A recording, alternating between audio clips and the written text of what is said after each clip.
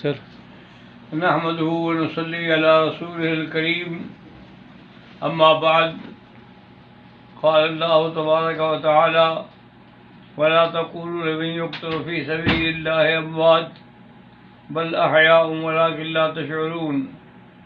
آج جامعہ حقانیہ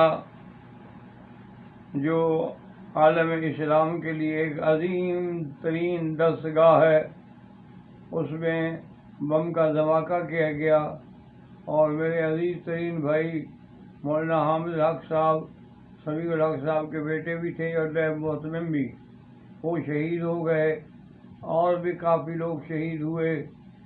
خبر سن کر اور منظر دیکھ کر دل پہ جو گزری وہ میں بتا نہیں سکتا۔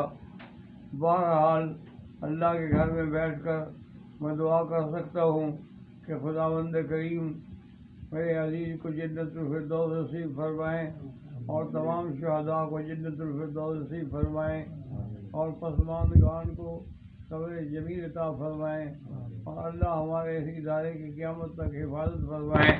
والسلام علیکم۔ محمد مکی حجازی، مکہ مکرمہ۔